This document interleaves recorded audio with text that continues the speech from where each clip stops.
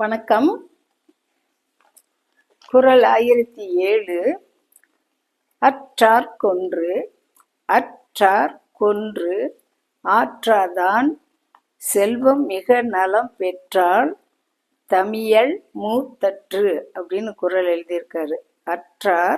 அற்றார் கொன்று ஆற்றாதான் செல்வம் மிக நலம் பெற்றால் தமியல் மூத்தற்று அப்படின்னு குறள் எழுதியிருக்காரு. இந்த குறளுக்கு பொருள் என்னன்னு பார்த்துருவோம்.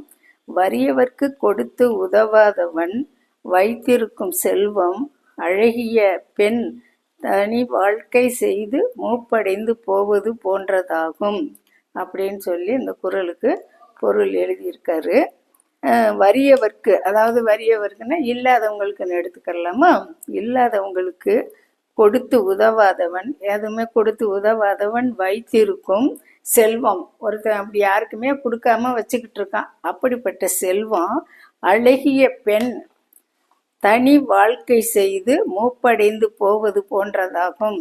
அப்படிப்பட்டவனுடைய பணம் எதுக்கு ஒப்பாகுதுன்னு சொன்னா, ஒரு பொண்ணுக்கு சின்ன வயசுல இருந்தே தனி வாழ்க்கையை வாழ்ந்துக்கிட்டு கடைசி காலத்துல வயசாகி போயிடும் அந்த பிள்ளைக்கு, அந்த இதுக்கு சமமாகும் அப்படிங்கிறாரு. வறியவர்க்கு கொடுத்து உதவாதவன் வைத்திருக்கும் செல்வம் அழகிய பெண் தனி வாழ்க்கை செய்து மூப்படைந்து போவது போன்றாகும். தனி வாழ்க்கையா தனியாவே வாழ்ந்து வயசான போன அந்த பெண்ணுக்கு உவமானமா சொல்லியிருக்காரு.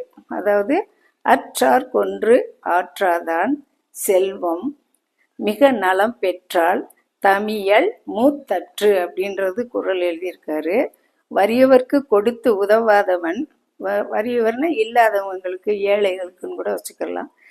வறியவர்க்கு கொடுத்து உதவாதவன் வைத்திருக்கும் செல்வம், எதுக்கு உதாரணம் சொல்றாருன்னா, அழகிய பெண் தனி வாழ்க்கை வாழ்ந்து மூப்படைவதற்கு சமமாகும் அப்படிங்கிறார்.